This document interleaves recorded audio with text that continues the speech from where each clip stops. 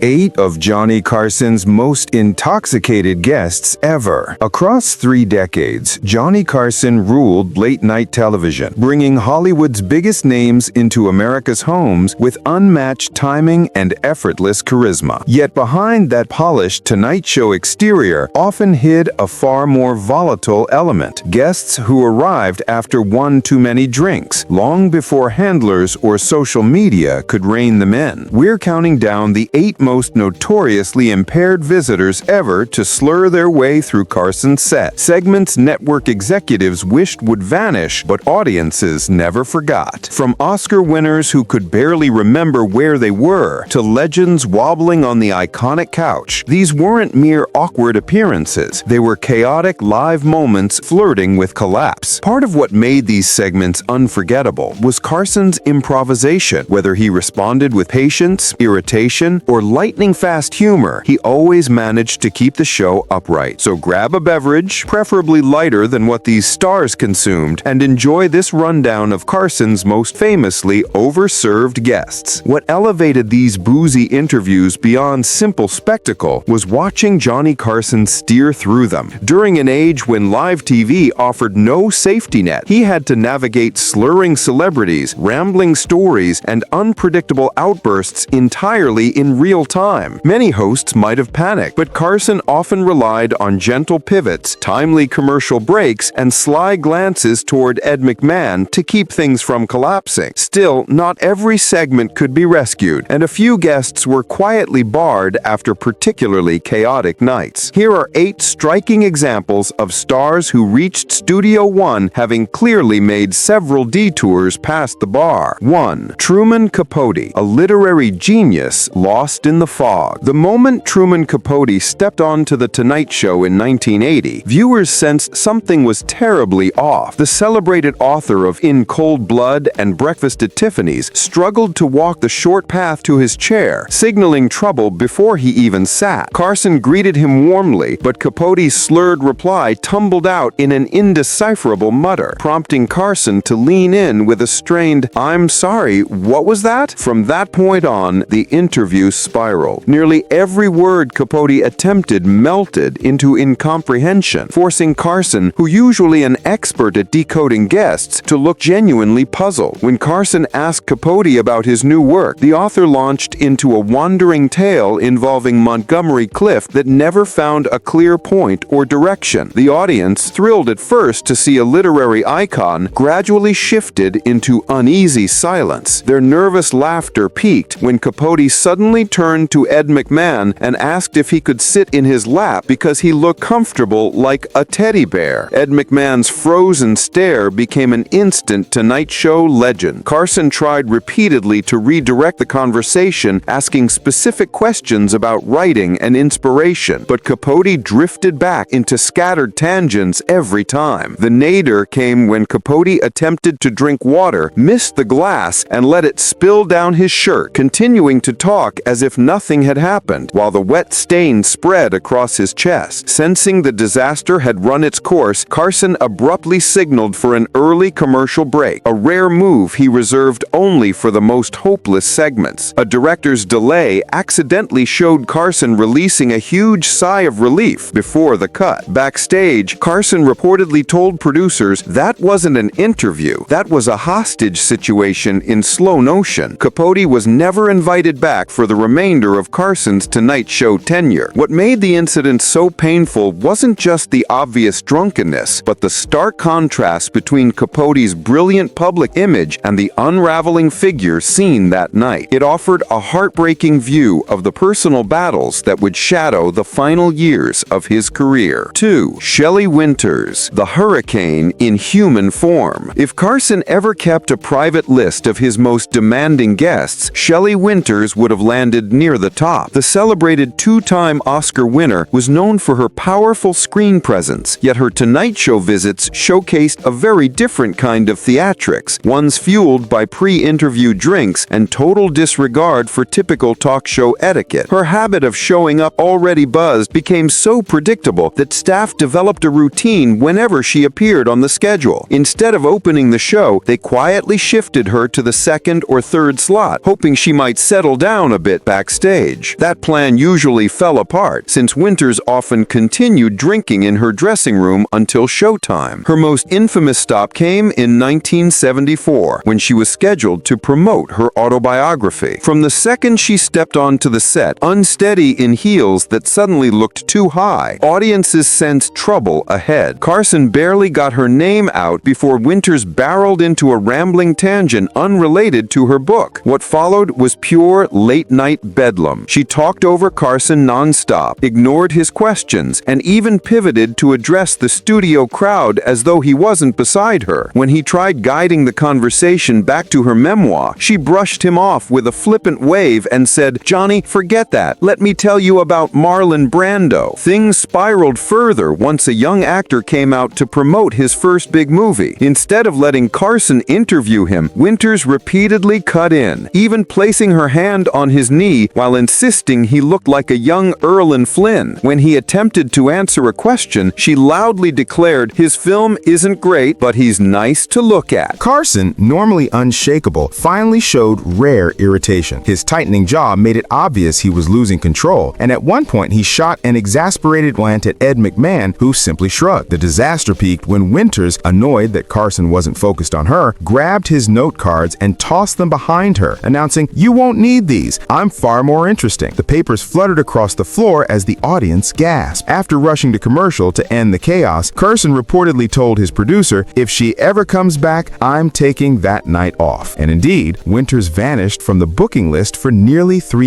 years, an unusually long absence for a star of her level. When she finally resurfaced in 1977, it was under new rules: an early afternoon taping, reduced pre-show drinking, and a warning that another outburst meant a permanent ban. As one writer put it, Winters didn't simply drink, she arrived like a storm. What made her drunken segments especially challenging was that unlike guests who turned incoherent, she became louder, brasher, and completely unwilling to follow the show's structure. In Carson's carefully controlled environment, Winters was the hurricane no one could prepare for. Dean Martin, when the act stopped being an act, Martin built his public image around charming tipsiness, the martini glass, the loose tie, the relaxed sway. These flourishes were part of a persona audiences adored. For years, insiders even claimed his drinks were usually apple juice, and that the slurred, playful behavior was mostly performance. On The Tonight Show, that act worked beautifully throughout the 60s and early 70s, with Martin pretending to be buzzed while still delivering sharp, polished entertainment. Carson played right along, prompting him with lines like, "How many drinks tonight, Dean?" But by the mid-70s, something shifted. Those close to him said the act was bleeding into real life, especially as Martin struggled with heartbreak, including his son's death and a failed marriage. This change became glaringly obvious during a 1976 Tonight Show appearance that remains one of the show's most uncomfortable episodes. Martin arrived as the top guest, there to promote an NBC special, but something felt wrong from the moment he walked out. Instead of his usual controlled stagger, Martin stumbled heavily and nearly missed his chair. His eyes looked distant, and the once charming slur had grown so heavy that parts of his speech were nearly unintelligible. Carson sensed the problem instantly. The interview derailed almost at once. When asked about the NBC special, Martin looked bewildered and asked what special. When Carson tried jogging his memory, Martin replied, "Oh, I thought I was here for MV," mixing up The Tonight Show with the MV Griffin Show. Carson tried rescuing the moment with a quick joke, opening with, "MV couldn't make it, but I can toss on a wig if that helps," though the bit ended with Martin staring blankly and asking, "What time is it?" barely 2 minutes into the segment. From there, the show slid into 7 painful minutes as Carson pushed for simple conversation while Martin drifted in and out, eventually bursting into "Everybody Loves Somebody" before stopping to ask whether the program was live or taped. The exchange hit its clearest point when Carson shifted to Martin's golf stories, prompting a brief spark as Martin mentioned Sammy Davis Jr., only to finish by asking, "Is Sammy coming on next?" even though Sammy wasn't appearing that night. As the cameras pulled back, they captured Carson's worried expression while a staffer helped Martin off stage, ending a moment that several crew members said left Carson unusually shaken.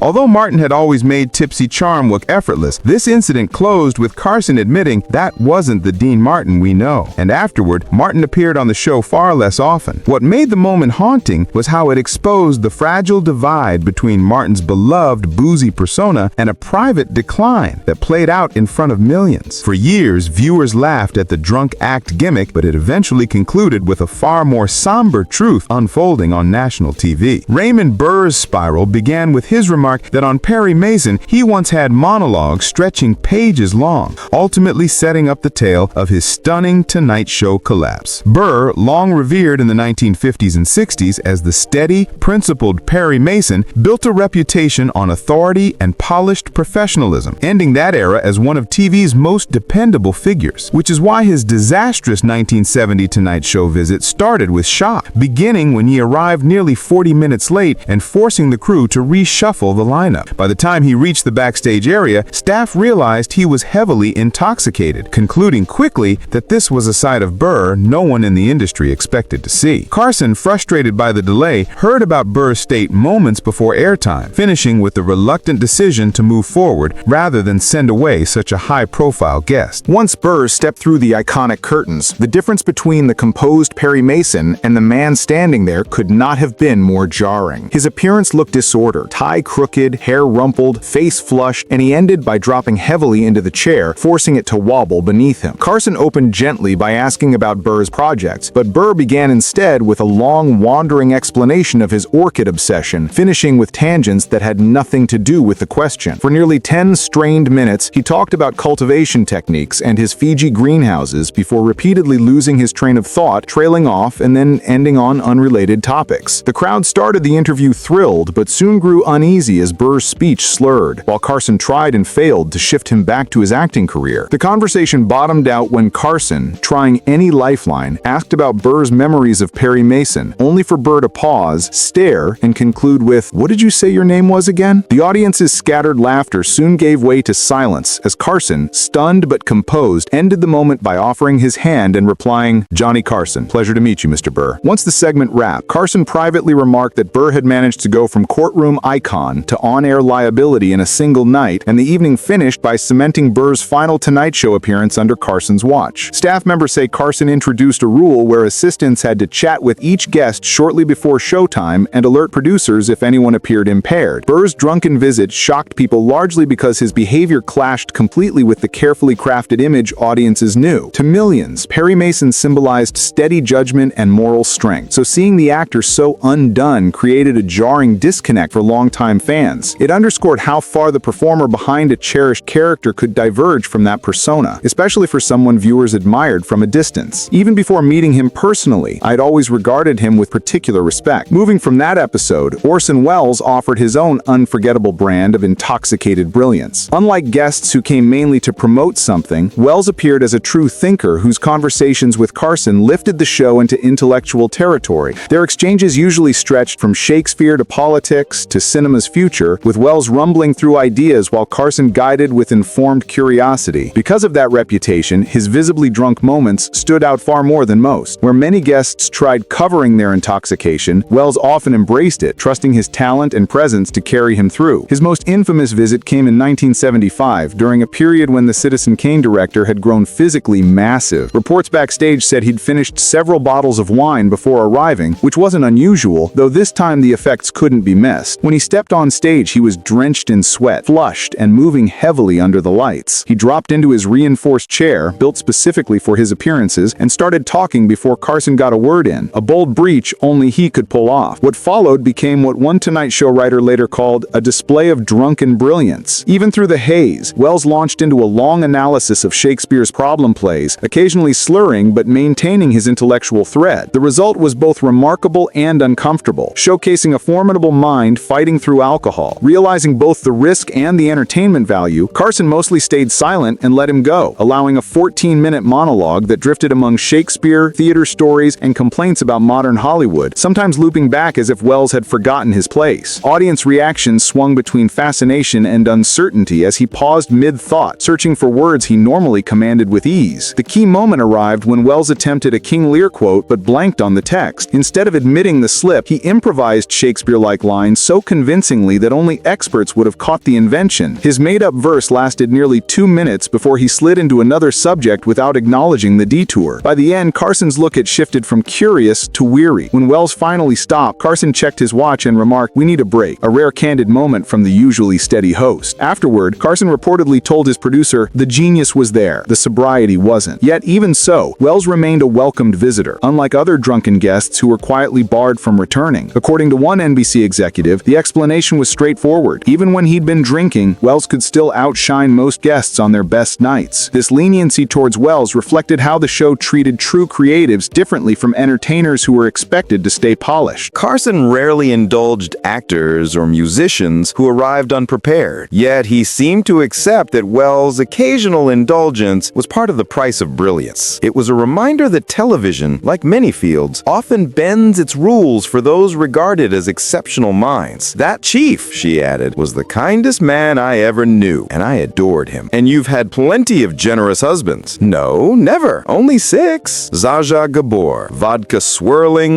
diamonds gleaming. Gabor built her fame on a persona she perfected, the glamorous Hungarian siren, whose accent was as dramatic as her jewelry. With her signature, darling, and playful energy, she was a Tonight Show favorite, always delivering flirty chatter that played perfectly off Carson's straight man reactions. Ordinarily, her visits followed a formula. She'd glide on stage, sparkling with jewels, tease Carson about her many marriages, mention her latest project, and charm the audience with her exotic glamour. But one night in 1973, that familiar rhythm collapsed after what appeared to be a heavy pre-show serving of vodka. The trouble began the instant she stepped through the curtain, her normally precise walk wavering as a heel nearly snagged on the carpet. Carson stood to steady her, and she rewarded him by aiming for his cheek with a kiss that landed somewhere near his ear. Seated at last, her accent thickened to the point of near nonsense, and Carson switched to simple questions. Gabor ignored the cue, launching into long, wandering answers that rarely reached a point. Things grew riskier when she decided her distance from Carson was unacceptable and tried sliding closer mid-sentence. She lurched sideways, forcing Carson to grab her arm, an act she interpreted as flirtation. "Johnny, you're making a move on me," she announced, before planting a bold lipstick kiss directly on his mouth to the crowd's delight. Carson, visibly rattled, dabbed at his lips while Gabor collapsed into giggles. Trying to regain control, he introduced a book about her famous sisters, but Gabor became captivated by her own jewelry instead. She thrust her arm toward the camera and proclaimed, "Look at this bracelet, darlings, worth more than all the NBC bosses put together," before cracking herself up. When Carson tried again to return to the book, she placed a hand on his knee and whispered loudly enough for everyone to hear, "Why bore them with books when we could talk about your bedroom, Johnny?" The room erupted, while Carson's expression briefly hinted at panic. The segment limped forward as Gabor alternated between flashes of charm and scattered suggestive remarks. Each time she spoke, she edged closer until Carson was nearly pressed flat against the armrest. The final straw came when she attempted to stand dramatically while discussing her latest divorce. Her heels, dress, and balance betrayed her, and she pitched forward. Carson and a stagehand caught her just in time. Taking the cue, Carson politely wrapped the interview and signaled a commercial, effectively ending the segment on the spot. As the cameras faded, viewers saw him guiding her off stage, her exit no steadier than her entrance. Backstage, he reportedly summarized the ordeal dryly. She came for charm, but vodka arrived ahead of her. Despite the chaos, Gabor was eventually welcomed back, though staff began scheduling her earlier in the day, a strategy jokingly known as the Zsa Zsa Protocol. What made this episode unforgettable wasn't just her intoxication, but how it exaggerated everything she already was. More flirtatious, more dramatic, and utterly unfiltered. It was Zsa Zsa at maximum volume, with Carson hanging on for the ride. And this is his first visit with us. Please welcome Oliver Reed. 7. Oliver Reed, the guest too unpredictable, even for Carson. Among Hollywood's legendary heavy drinkers, few matched Oliver Reed. Known for intense performances in films like Oliver and Women in Love, he developed a global reputation for drinking as fiercely as he acted, eventually making him one of the rare stars considered too volatile for Carson's stage. Reed never actually appeared on the show, which said everything. Scheduled to promote The Three Musketeers in 1973, Reed's recent talk show disasters reached NBC at the worst possible moment. His British interviews had become infamous. On one appearance with Parkinson, he performed random gymnastics and called the host a weaker version of himself, cementing his reputation as a lovable menace. On earlier talk shows, he once dumped a whiskey into a plant after deeming it too weak, then demanded something stronger. During an Australian appearance, he went even further, threatening to drop his trousers if pressed about his drinking, a promise he began to fulfill before the broadcast abruptly cut cut to commercial. These episodes alarmed the Tonight Show staff, who presented their concerns directly to Carson. After reviewing footage of Reed's prior interviews, Carson took the rare step of canceling the booking entirely, rather than risk an uncontrollable scene on live television. For a host who typically embraced unruly guests, that choice stood out sharply. Carson usually tackled difficult personalities head-on, trusting his skill to handle anyone, but Reed's volatility exceeded even his comfort zone. The cancellation sparked a small storm, with Reed publicly mocking American TV as cowardly and accusing Carson of being afraid of a real man on his own show. Though those remarks might have closed the door forever, Carson quietly told his team he'd reconsider Reed only after the actor proved he could appear sober on television. That chance never arrived. Reed's legend for alcohol-fueled chaos grew even larger through the 70s and 80s, trapping him in a reputation he seemed determined to uphold. By the time Gladiator revived his career in 2000, Carson had long since left late night behind. Reed's absence from The Tonight Show ultimately revealed the limits even the most forgiving host refused to cross. In an era filled with tipsy celebrities, Reed existed at the very edge, a guest too unpredictable for even Carson's steady control. As one writer put it, he drank like it was his job and talked like it wasn't, a line that summarized why he remained the one guest too wild to handle. Next came Peter O'Toole, introduced by Carson during a visit to California while filming The Stuntman, who embodied a very different sort of intoxicating presence. A brilliant, classically trained performer with a reputation for legendary drinking, O'Toole combined high artistry with unpredictable charm, creating segments that were both refined and nerve-wracking for the Tonight Show crew. Unlike stars who tried to mask their condition, O'Toole embraced his drinking with theatrical confidence. He preferred to appear after what he fondly called a proper lunch, which usually meant several hours of scotch. His standout Tonight Show moment occurred in 1978 while promoting Caligula, a film already draped in controversy. Staff members noted that he arrived well lubricated from a long afternoon at the bar across the street, yet he remained witty and composed during the pre-interview, convincing producers the segment would run smoothly. When he took his seat, he initially carried himself with the poise of a seasoned stage actor, but instead of waiting for Carson's opening question, O'Toole instantly critiqued the studio lighting, accusing the designer of having a vendetta against human skin. Carson, amused, shifted to discussing O'Toole's new film, but the actor instead launched a polished 7-minute monologue about the decline of classical training among modern performers. Delivered with theatrical clarity and drunken precision, the digression impressed Carson as much as it derailed the interview. Throughout the conversation, O'Toole cycled between wandering stories,